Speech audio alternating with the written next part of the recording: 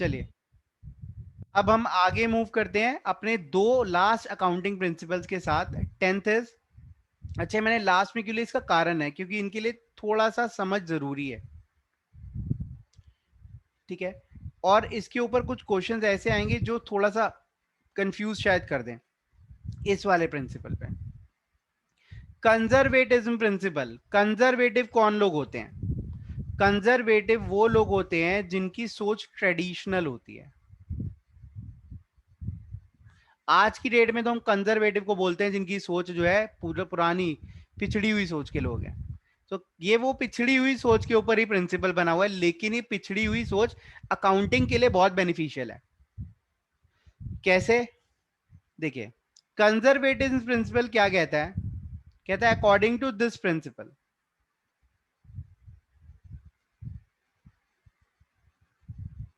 ठीक है। इस लाइन को लिखने के बाद हम आगे चलते हैं, जरा मैं आपको समझा दूं। ये रहा मेरा दोस्त जिसका नाम है अजय, ठीक है। अब अजय का एक कस्टमर था जिसका नाम था विजय। ये कौन है? कस्टमर। अजय ने विजय को 2 लाख रुपए की सेल करी, और ये सेल जो करी कैसे करी? ऑन क्रेडिट, उधार पर करी। भाई उधार पे तो रिस्क तो होता ही है, लेकिन इसने कर दी। अब इसने के लिए विजय कौन बन गया? डेटर, एक अच्छा आदमी जो इसे पैसा देगा। अब ये विजय का बिजनेस लॉस में जाने लग गया, नीचे जाने लग गया, ठीक है। अजय को पता चल गया कि भाई इसका तो नुकसान हो रहा है, पता नहीं मुझे पैसे मिलेंगे नहीं मिलेंगे। इतने में ही मेरा साल खत्म हो गया। मेरा साल कब शुरू होता है? 1 अप्रैल और 31 मार्च। मान के चलो कि ये सेल मैंने करी 20 मार्च को, 2022 को। मेरा साल कब खत्म होगा? 31 मार्च 2022 को। 31 मार्च 2022 को मैं क्या दिखाऊंगा? मैंने विजय से कितना पैसा लेना है? 2 लाख रुपए, है ना भाई। मैंने विजय से कितना पैसा लेना है? 2 लाख रुपए। अब अब एक और चीज, कि ये जो 2 लाख रुपए आपने लेना है, क्या ये आपकी एसेट की सही वैल्यू है?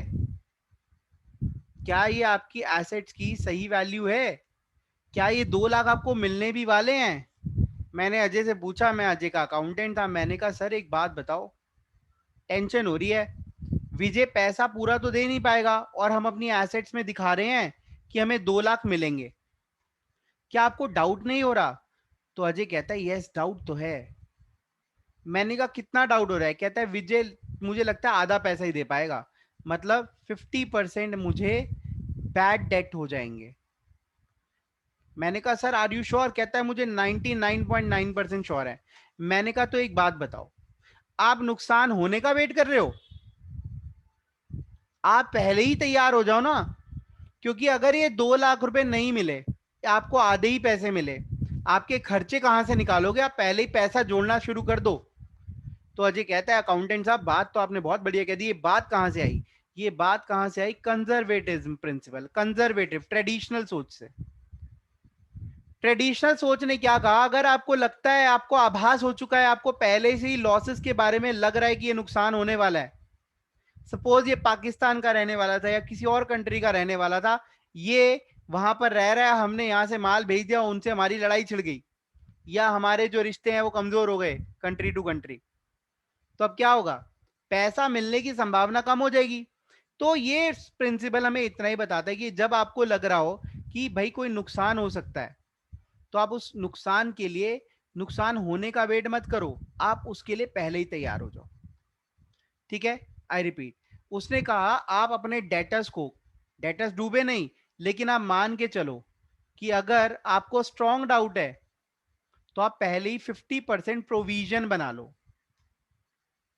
50% का प्रोविजन बना लो, और आप अपने डेटर्स को जो 2 लाख के हैं उनको दिखाओ 1 लाख का। अगर 2 लाख आ गए तो बहुत बढ़िया, नहीं आए तो हम तो पहले ही नुकसान के लिए तैयार थे। और लो दूसरा example,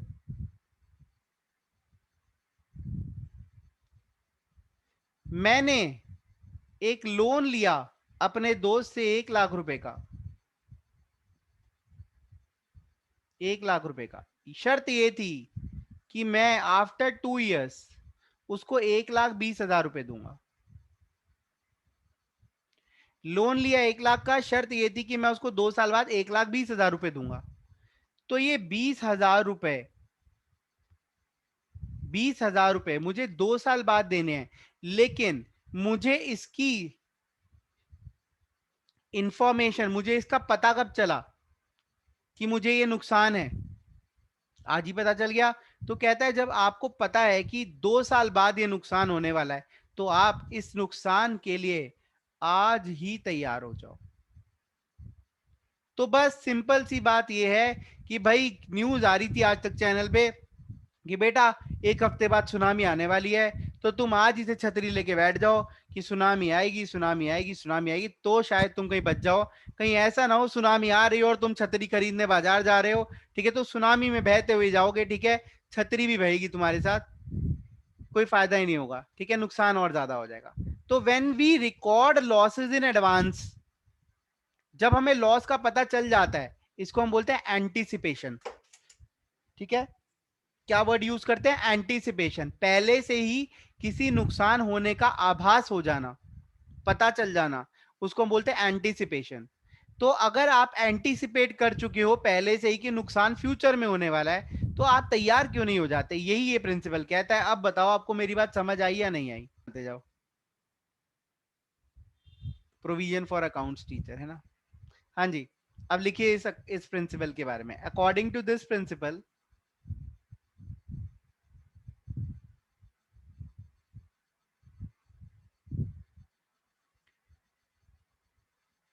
record losses and make provisions. Provision को हिंदी में मुझे याद नहीं आ रहा क्या कहते हैं। प्रोविजन का मतलब आप यही मान के चलो कि एक तरीके से हम नुकसान की तैयारी कर रहे हैं, कि भाई नुकसान के लिए हम तैयार हो रहे हैं। ठीक है, अब प्रोविजन वर्ड का मतलब मैं आपको बताऊंगा बाद में। तो record losses and make provisions, पहले से ही तैयारी कर लेना, दैट इज कॉल्ड प्रोविजंस।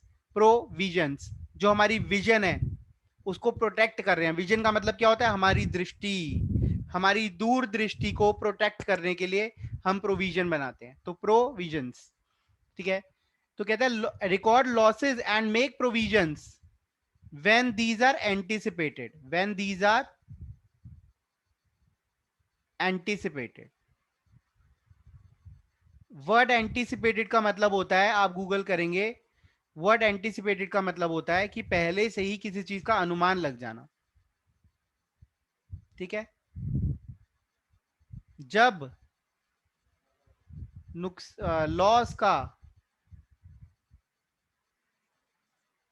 अनुमान लग जाए, अनुमान मैं कैसे बोलूं अभी, ठीक है, पहले से ही पता लग जाए, का अनुमान लग जाए,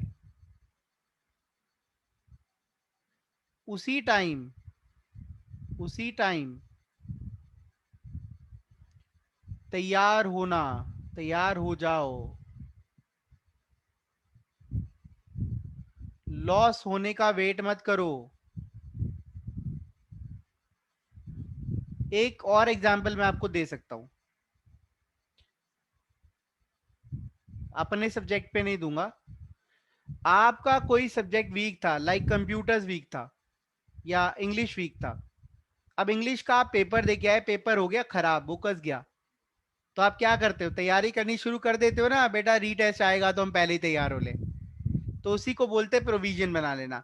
अभी रीटेस्ट आया नहीं, क्या पता पास भी हो जाओ, पास हो जाओ तो आप पार्टी करोगे, लेकिन अगर रीटेस्ट आ गया तो आप पहले ही टेंशन में रहते हो, थोड़ा थोड़ा पढ़ते रहते हो इंग्लिश। न्यूज़पेपर भी जो जिंदगी में कभी पढ़े नहीं वो पढ़ने शुरू कर दोगे। ठीक है, that is called conservatism principle, जो हम अप्लाई करते हैं अपनी डेली लाइफ के अंदर भी। ठीक है,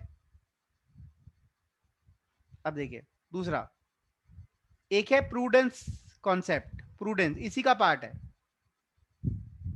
प्रूडेंस प्रिंसिपल। यहां पे क्या था? मेक प्रोविजंस, नुकसान के लिए तैयार होना। कब तैयार होना? व्हेन दीज आर एंटिसिपेटेड, जब पता लग जाए। आप सपोज सब भला चंगा चल रहा है, खुशहाली खुशहाली, सब कुछ बहुत बढ़िया चल रहा है, तो क्या आप अपने बिजनेस को ग्रो नहीं करवाओगे? करवाएंगे। क्या आप अपने बिजनेस की फाइनेंशियल पोजीशन को स्ट्रॉन्ग करने के लिए पैसा जोड़ोगे? नहीं जोड़ेंगे।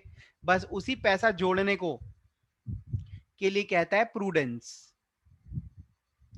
ठीक है, ये प्रूडेंस प्रिंसिपल क्या कहता है? कहता है भविष्य का पता नहीं, बस पैसा जोड़ के रखो अपने पास, ताकि अगर कभी जरूरत पड़े तो काम आ जाए। तो वो कौन सा प्रिंसिपल है? वो कहते हैं प्रूडेंस। आप मतलब है कंजर्वेटिज्म का ही पार्ट। तो ये क्या कहता है? अकॉर्डिंग टू दिस, ये कहता है पैसा जोड़ो। According to this, reserve should be made, reserves should be made out of profits for, या फॉर की जगह लिखो to meet future uncertainties. Uncertainties का मतलब होता है जिसका पता नहीं है।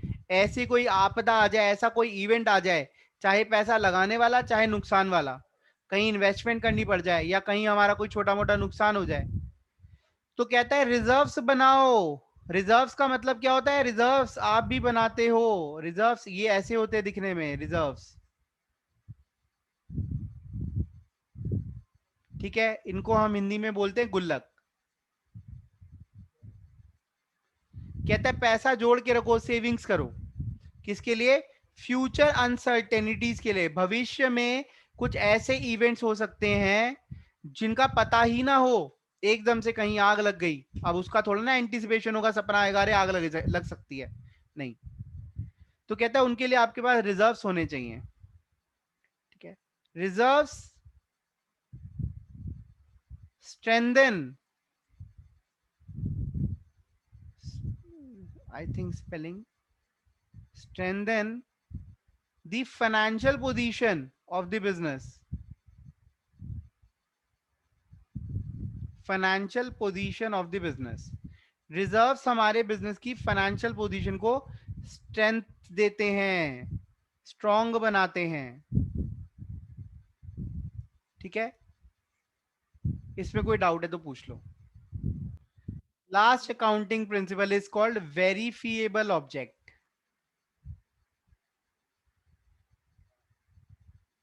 इसको हम रिलायबिलिटी प्रिंसिपल भी बोलते हैं। आप जो भी ट्रांजेक्शन रिकॉर्ड कर लें वो रिलायबल होनी चाहिए। रिलायबल कैसे होंगी? मैंने कोई चीज खरीदी, मैं कैसे विश्वास करूं? उसका बिल। मैंने कोई खर्चा करा, उसका बिल, है ना भाई। एम्प्लॉयज को सैलरी दे रहा हूं, उसके वाउचर्स। तो कहता है जब भी आप कोई भी ट्रांजेक्शन रिकॉर्ड करते हैं, अपने बुक्स ऑफ अकाउंट्स में लिखते हैं उन्हें, तो उसका बेस क्या है वो आपके पास होना चाहिए। आप अपनी मन से ट्रांजेक्शन ना लिखें। देखिए, अकॉर्डिंग टू दिस प्रिंसिपल, ये कहता है अगर कोई आपसे पूछता है कि भाई मैं नहीं मानता है खर्चा हुआ है, तो आप कैसे प्रूव करेंगे? आपके पास उसका कोई प्रूफ होना चाहिए। तो इस प्रूफ के बारे में, वेरीफिएबल, वो वेरीफाई करा जा सके। According to this principal,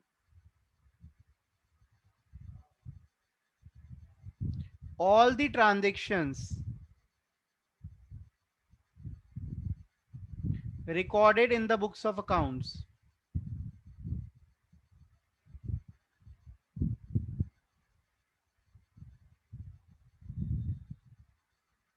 should be supported by appropriate documents। ठीक है, उनके सपोर्ट में कोई ना कोई डॉक्यूमेंट लगा होना चाहिए। वो डॉक्यूमेंट कौन कौन से होते हैं? Such that bills, vouchers, receipts, etcetera. Invoices भी कहते हैं उनको हम। Every transaction should be verifiable, should be verifiable। Verifiable का मतलब क्या होता है? वेरीफाई करी जा सके, वेरीफाई करी जा सकती हो। तो याद रहे, आपने सारे डॉक्यूमेंट जो भी आपने करना है, जैसे आप सेल करेंगे तो उसके लिए क्या होता है, आप बिल देते हैं, परचेज करेंगे तो बिल लेते हैं, तो वो सारे आपके वाउचर्स मेंटेन होने चाहिए। बैंक में पैसा जमा कराते हो तो बैंक में एक स्लिप मिलती है, चेक देते हैं तो चेक की एक कॉपी आप रख सकते हैं अपने पास। तो कोई भी रिकॉर्ड बनाए तो ये सबसे लास्ट में इसलिए बताया कि सब कुछ करने के बाद आपने ये जरूर याद रखना है कि कुछ भी ट्रांजेक्शन हो उसका बिल आपके पास, उसका वाउचर आपके पास होना चाहिए। कोई छोटा मोटा खर्चा कर रहे हो तो कैश वाउचर होना चाहिए, ठीक है, उस पर साइन होने चाहिए, किसने खर्चा किया, कैसे किया, कहाँ किया। ठीक है, तो जो लोग भी बिजनेस करेंगे उनके लिए बहुत रेलिवेंट है, कोई डाउट है तो पूछ लो।